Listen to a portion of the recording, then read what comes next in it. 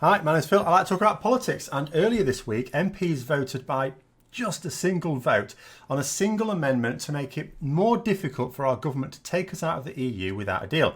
The amendment was produced by the former Attorney General, Dominic Grieve, a man who has championed anti-Brexit causes whilst the normal leadership in the Commons has been a little bit lacking. Now, I was asked to comment on this, and what seems to be the most perplexing to some is the following.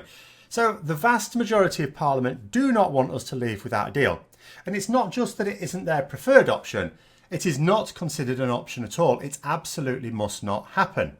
So why then do they keep voting down or only voting through very narrowly measures specifically designed to prevent us crashing out with a no-deal Brexit? Now, ultimately, it comes down to party politics and concern for their seats. On the party politics issue, the Conservative Party produced the referendum. It's theirs. And although the result was never legally binding, as clearly stated in the legislation which brought it into being, they didn't feel they could attack the results. Not even when it became clear that it had been won due to massive criminal activity. Apart from anything else, it turned out quite a lot of that massive criminal activity came from within the Conservative Party. The issue is that the Conservative Party is pretty much split down the middle on Europe. Most members would prefer we left, most MPs would prefer we stay, but the split is so bad that telling the winning side that they aren't going to get their way just because they cheated would destroy the party, or at least risk destroying it. As for Labour, for the longest time the leadership wanted to make, the party a Brexit party, just with a very different Brexit in mind with that of the Conservatives. This came to be known as Lexit. But the problem is that nobody actually knows what sort of Brexit the Conservatives want anyway, because they've never said what it is. So who is to say that Labour's version is any different? But the Labour Party is not nearly so split on the issue as the Conservatives. At all levels of the Labour Party, whether you're talking about the grassroots support, whether you're talking about the voters, the Parliamentary Party, they're overwhelmingly in favour of membership of the EU. Especially amongst their younger supporters. These are people the party simply cannot afford to lose. And the upshot of all this is that although Corbyn will direct his MPs to vote against Conservative versions of Brexit, he wasn't really wanting them to vote in favour of stopping the process altogether. In fact, Jeremy Corbyn called for Article 50 to be triggered immediately. So he can't even point out that the reason we're in this mess is because we triggered the process before we'd even decided what we wanted out of Brexit. So both Conservative and Labour MPs have been told not to vote against measures that would at least take no deal off the table definitively, though this is at least now changing for Labour. And many MPs will obey their whip. That is the term used to describe being told how to vote by the party leadership. After all, most MPs are elected on the basis of the party they represent, not their own personal clout in the area. They owe the party some loyalty, to be fair. And there are also MPs who don't want to appear to be opposing the result of a referendum that most people don't fully understand. Many people don't understand why the referendum wasn't binding because most simply don't understand how our system of laws and democracy actually works. It's not like we're taught it in school as a compulsory subject. I mean, that'd be a mad thing to teach people, wouldn't it? So we've been waiting for years for the leader of at least one of the largest parties to take a real stand against Brexit, a device of the extremely wealthy to further their own wealth at the expense of everyone who's actually voting for it. And although most MPs oppose this form of Brexit, many of them don't want to stand up against it until the people understand the situation and agree that it's the right thing to do. But the other problem is nobody's really explaining this to the people.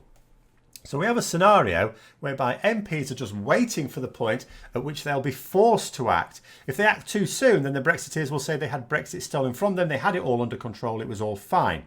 They need to wait until it is blindingly obvious that a deal is impossible, that it's not going to happen, and that it really is a choice of no deal or no Brexit. Then, at least at that point, they can act. Now, this is why the direct attempts to prevent no deal or to stop the Prime Minister proroguing Parliament have so far failed. So what's needed is an indirect means of stopping it. And this is where Dominic Grieve's amendment came in earlier this week. Now, it's a fairly strange amendment. It's not immediately obvious what good it is. It simply requires ministers to report to Parliament every 2 weeks on the status of Northern Ireland. It covers the period from October to December. In other words, it covers that crucial time when the next Prime Minister might want to be a bit tricksy and attempt to close Parliament down. Northern Ireland is by far the most important aspect of Brexit. As Sir John Major, the former Prime Minister, has been saying, the Good Friday Agreement is about more than just trade, it's about blood. There can be no peace in Ireland without the Good Friday Agreement. And there can be no Good Friday Agreement with the sort of Brexit being pushed by Rees-Mogg, Farage, Johnson and the other Brexit parasites. But not enough people around Great Britain really appreciate the issue. It's like they've forgotten what it was like over 20 years ago. Either that or they don't care because it doesn't affect them. By forcing the governments by law to report on Northern Ireland every 2 weeks, you make it more difficult to suspend Parliament. After all, if Parliament's suspended during a time when that report is due, well, aren't they breaking the law? Which means you can take them to court. Though the amendment that passed was actually the weakest of several proposed ones, there were others that would have made it really, really difficult to have kept Parliament out of the Palace of Westminster. But those were defeated, albeit narrowly. There was a previous attempt to take control of the Commons timetable as well, which also failed recently.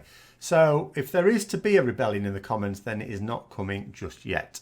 That is unlikely now to happen before October. It's a little bit like being unable to pin the murders and extortion on Al Capone, isn't it? So you get him on tax evasion instead. This amendment doesn't stop Brexit. It doesn't even stop a no-deal Brexit. It just makes it harder for Boris Johnson to suspend Parliament while we crash out. And that's enough, or at least as much as we're going to get for now anyway, because Parliament will never agree to letting us leave with no deal. The only way to crash over that cliff edge is by ignoring the will of Parliament, by assaulting our very democracy. And this is what annoys me as well. These people who have the nerve to shout about democracy and sovereignty while suspending democracy and taking away our sovereignty to be chopped up, packaged and mailed to Putin and Trump. But anyway, that hopefully explains a little bit of why we have to go in this roundabout way until the very last minute before anything will actually happen. Hopefully that clears it up. I hope you found the video interesting. If you did, don't forget to click the like button, subscribe for further content. And until next time, I'll see you later.